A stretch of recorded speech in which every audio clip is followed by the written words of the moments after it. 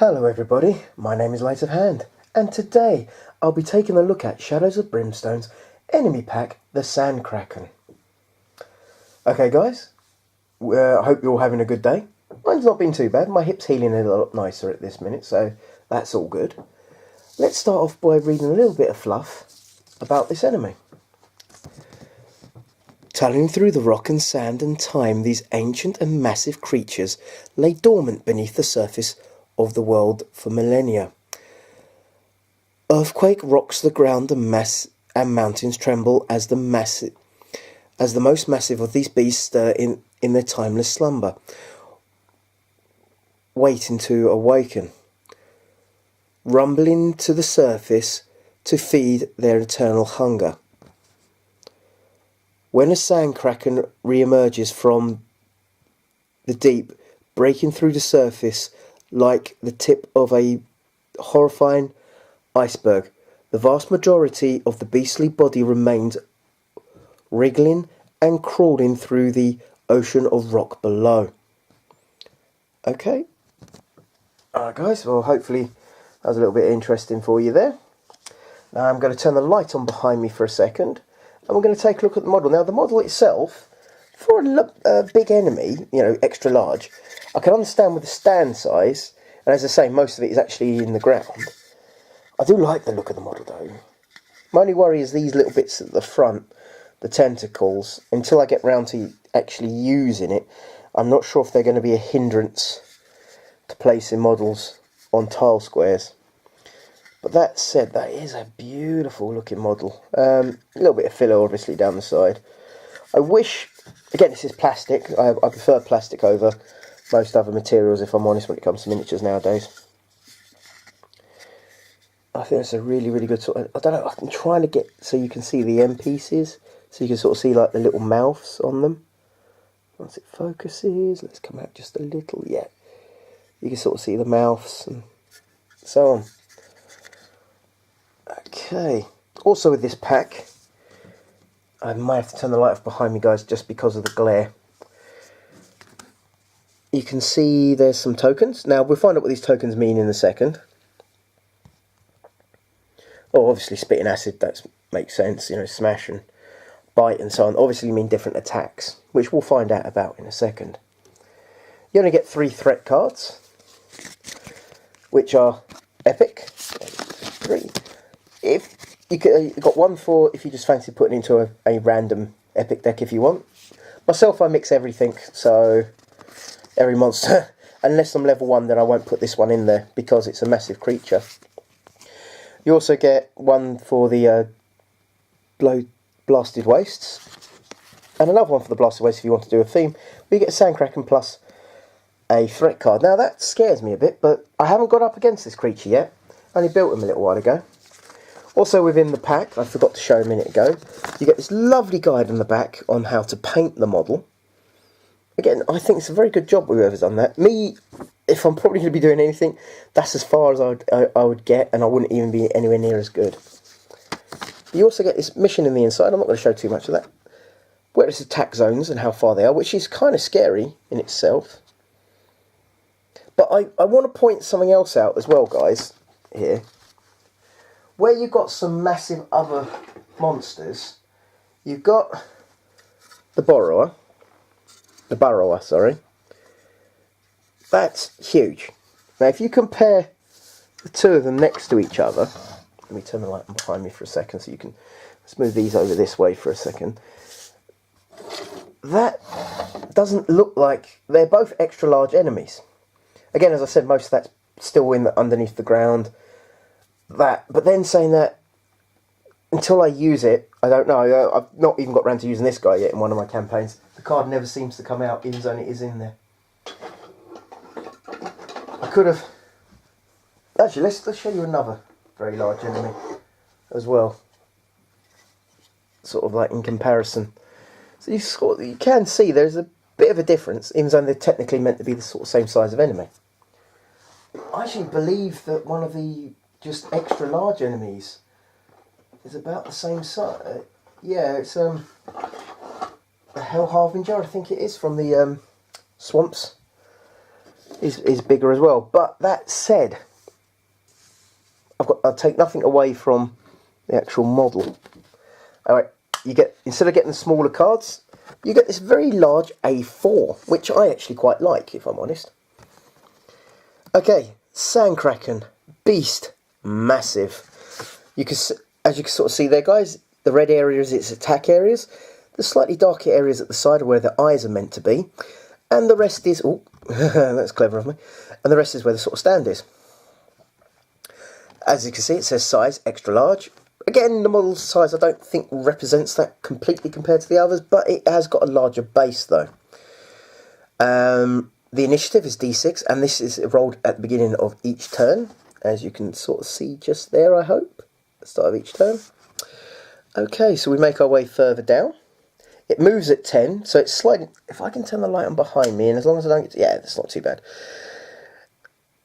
Yeah, it moves at 10. Escape automatic, or you have to roll a 5 or 6 whilst in the attack area. So basically, if you don't round the sides, you can get away quite easily. But if you are in the sort of attack areas, which are these areas around here, you have to roll 5, 6 to escape. Okay, as a 4+ melee, 4 attacks, star and damage. Now, that's why the tokens are important, so I need to keep them in a nice little bag when I get this all sort of sorted. Abilities. Unspeakable Terror. A hero starting their activation on the same or adjacent tile automatically takes 3 horror hits. Endurance. The enemy cannot take more than 3 wounds from a single hit. Extra damage is wasted. Now that scares me. So you kind of want something that can block, you know, sort of like stop something like that. Critical hits only reduce the Kraken's defense to 2. Oh, Kilitan Plate. Chatin Plate, I think that is actually. Sorry, guys. Attack area. When attacking, targets all heroes in the Sand Kraken's attack area, shown as in red on the diagram above. Using it full combat against each target, heroes in the attack area are always considered to be adjacent to the Sand Kraken. Kind of scary that, if I'm honest. Tunneling. Changes target each turn on a roll each turn on the D6 roll of 4+, and will always move through other models. Makes sense because it's tunneling. Soulless Eyes. Any hero in either one of the 2 eye spaces shown in purple on the diagram above may target the eyes with their attacks. Before rolling, ignore the Sand Kraken's defense. Whilst targeting the eyes for each of the rolls, each hit that rolls miss, the hero sees glimpse into the abyss, takes D6 sanity damage, ignoring willpower. Now, my worry with this is, as much as it says there's no defense, he still has endurance. I'm not sure if that would count with that. Again, I'd love them to do a official like errata / FAQ, because I do think that would really help this game.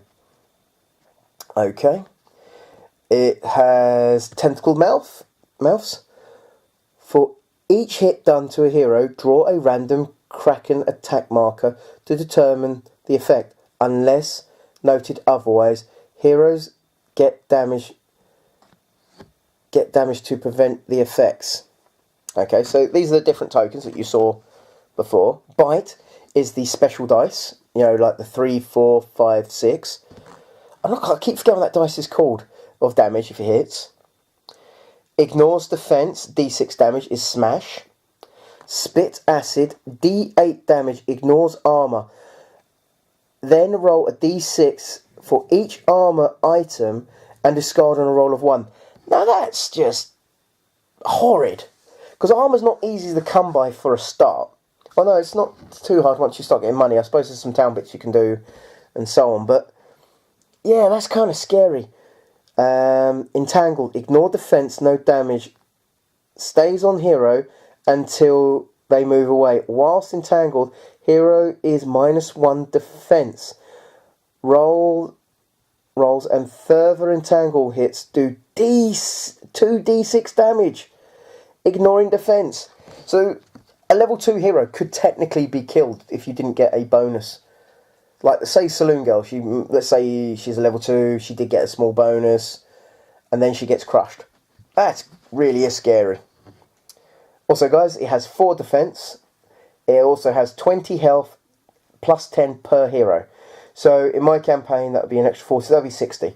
For each hit, it takes plus each foot, then add +5 for each wound it takes for XP. Sorry, guys, I'm trying not to get the glare, but it kind of moved there. Darting tentacles. The Sand Kraken melee to roll hits are now 3+. That's scary. That could cause a lot of damage, especially if all your heroes are in that attack area.